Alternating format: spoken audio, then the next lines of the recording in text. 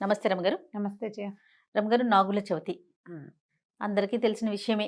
కానీ ఇంకొకసారి నాగారాధన భారతదేశంలో అతి పురాతనమైన సంప్రదాయం. నాగులు, గరుడులు, తర్వాత పన్నగులు ఇట్లా వేరు వేరు జాతులు ఉన్నాయని చెప్పుకుంటారు. మనకి పురాణాల్లో చెప్పబడుతుంది. కొంచెం భయంతో కూడిన భక్తి ఉంటుంది కదా రమగారు. ఉంటుంది. సర్పాలంటే భయం. ఆ. అవి ఎప్పుడు తిరగబడతాయో తెలియదు, కోపగించుకుంటాయి తొందరగా.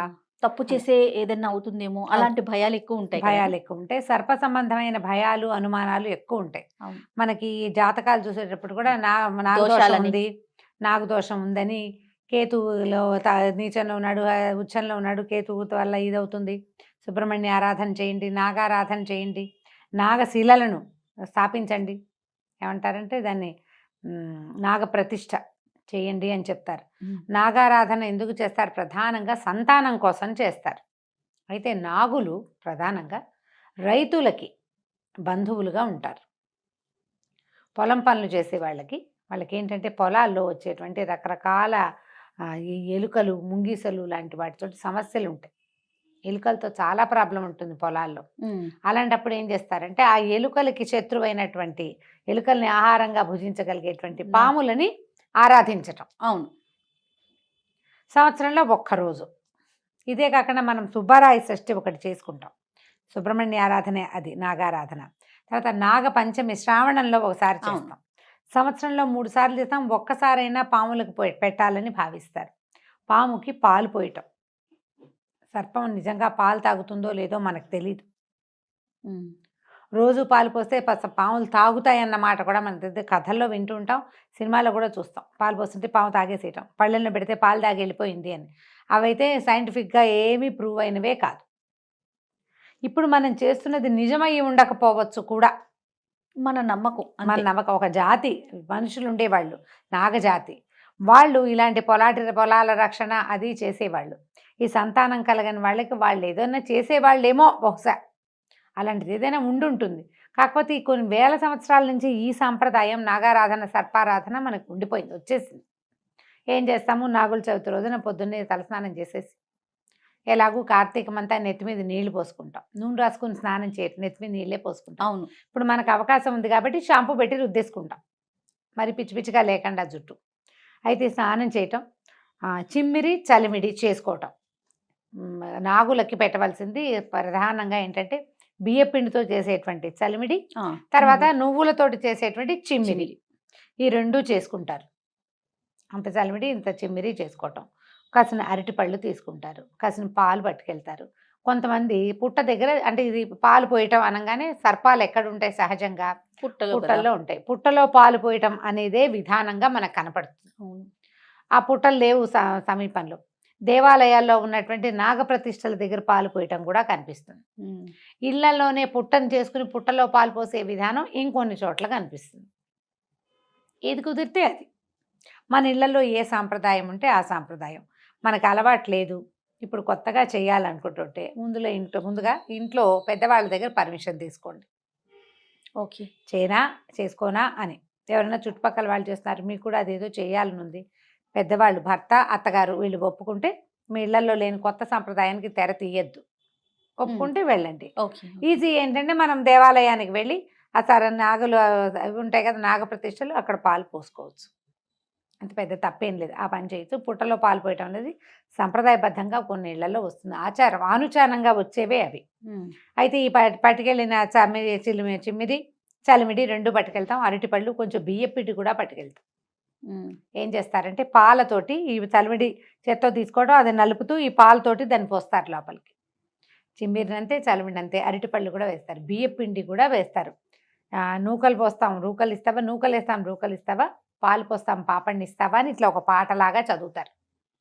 నాగుల చవితికి మాత్రమే ఈ నాగేంద్రుడికి పుట్ట నిండా పాలు పోసే తండ్రి అని పాట ఒకటి వినపడుతూ ఉంటుంది. ఎందుకంటే ఇది ఎందుకు చేసేవాళ్ళు? పూర్వకాలం అంతా మనకి ఎలా ఉండేవి ఊళ్ళు, ఇప్పట్లాగా ఇన్ని ఇళ్ళు వాకిళ్ళు ఎక్కడున్నాయి? పుట్టలు పెరిగిపోయేవి, చీమలు పుట్టలు పెట్టేవి, సర్పాలు అందులో ఉండేవి. ఈ పిల్ల పాప తిరిగేవాళ్ళు.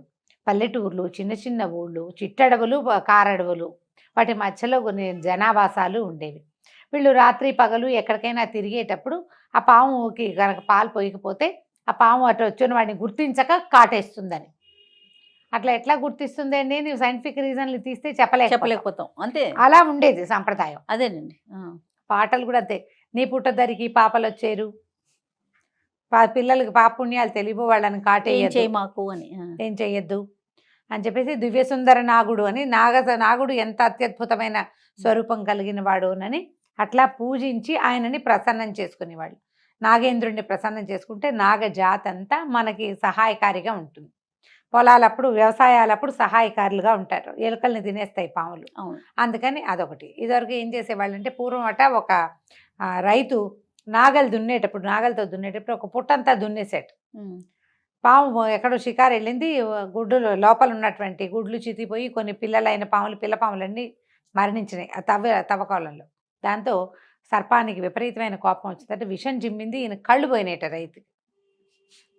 పూర్వం చెప్తారు ఈ కథ. అందుకని ఈ నాగలు దున్నే వాళ్ళు కూడా చవితి నాడు నాగలు పట్టుకోరు, నాగలు చేయకూడదు అంటారు. తర్వాత సాయంకాలం అయ్యాక ఇంకా భోజనం చెయ్యరు. పగలు భోజనం చేసి రాత్రి ఉపవాసం ఉండటం ఒక విధానంగా కనిపిస్తుంది. సాయంకాలం 6 అయ్యేసరికల్లా అంటే సూర్యాస్తమయం అవ్వగానే పాము పడుకుంటుంది. శబ్దం చేయకూడదని, ఏమీ తినకూడదు అనుకుంటారు, తినరు.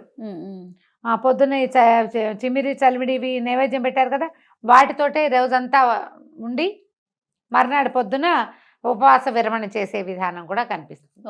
అయితే ఇది కార్తీకం కదా, ఈ ఒకరోజు పగలు భోజనం చేసి రాత్రి ఉపవాసం ఉండటం కూడా పెట్టుకోవచ్చు మన విధానాన్ని బట్టి, ఇళ్లల్లో ఉన్నదాన్ని బట్టి. లేదా సాధారణ నియమం ఏంటంటే కూరలు తరగరు. ఇప్పుడు కూర తరిగేటప్పుడు తరిగిన కూర తినకూడదు. కూర తరిగేటప్పుడు అందులో ఏదైనా పురుగు లాంటిది కత్తితో తరిగినవి తినకూడదని వింటాం.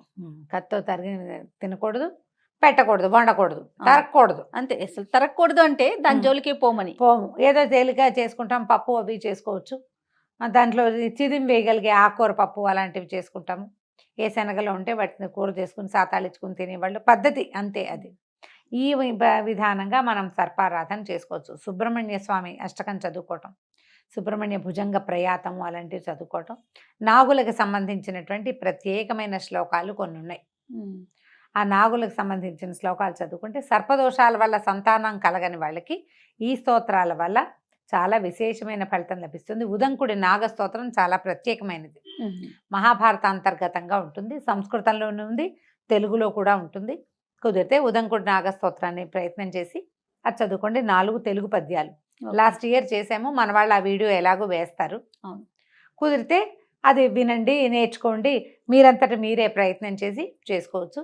ఇంట్లో కలుగు పెట్టి చేసుకునేటప్పుడు కూడా గోధుమ పిండితోటి చాలా చిన్నగా పిండి గట్టిగా కలిపేసి ఒక గోడకి ఆ గోధుమ పిండిని ఇట్లా దొన్నెలాగా అంటిస్తారు, ఓ హోల్ చేస్తారు.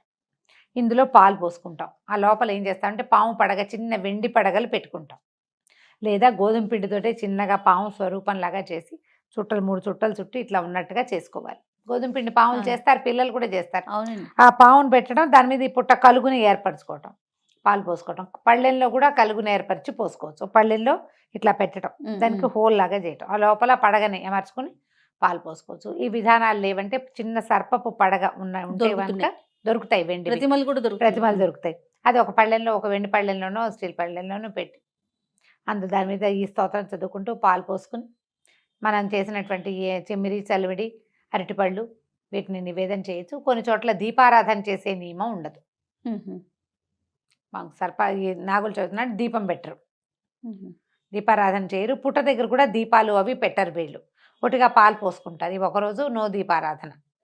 అయితే కొంతమంది ఏం చేస్తారు, దీపారాధన చేసి తర్వాత టపాసులు కూడా కాలుస్తారు పుట్ట దగ్గర. అవునండి, కాలుస్తారు. పుట్ట దగ్గర టపాసులు కాల్చే విధానం కూడా ఉంటుంది. ఎవరి పద్ధతిని బట్టి వాళ్ళు చేసుకోవచ్చు. పుట్ట చుట్టూ తిరిగి ఆ పుట్టమన్ను కూడా మనం ఆ పుట్టమన్ను ప్రధానమైనది ఏంటంటే ఈ పుట్టమన్ను పుట్ట బంగారం అని చెప్తారు. ఆ మన్నుని చెవులకు పెట్టుకుంటే చెవికి సంబంధించిన సమస్యలు తీరిపోతాయని, పిల్లలకి ఆరోగ్యానికి మంచిదని చెప్తారు. పుట్టమన్ను తెచ్చి తప్పకుండా పిల్లలకి పెట్టాలి. పుట్టమన్నులో కొన్ని రకాల ఆరోగ్యకరమైన ఎలిమెంట్స్ ఉంటాయి, అందుకని ప్రధానంగా పెట్టమంటారు. పుట్టలు చీమలు తవ్వుతాయి కదా, గుల్లగా అయిపోతుంది మట్టి, మృదువుగా ఉంటుంది. మనం ఈ పాలు పోసి అవి పెట్టి ఇవి పెట్టి కొన్ని చోట్ల కోడిగుడ్లు అవి వేసే పద్ధతి కూడా ఉంటుంది. లోపలికి జారు విడుస్తారు. పద్ధతి ఎవరి తీరు వాళ్ళది కదా, సంప్రదాయాన్ని బట్టి చేయాలి. అంటే ఇప్పుడు గుడ్లు తినని వాళ్ళు కూడా గుడ్లు వేసే సంప్రదాయాలు కనపడతాయి.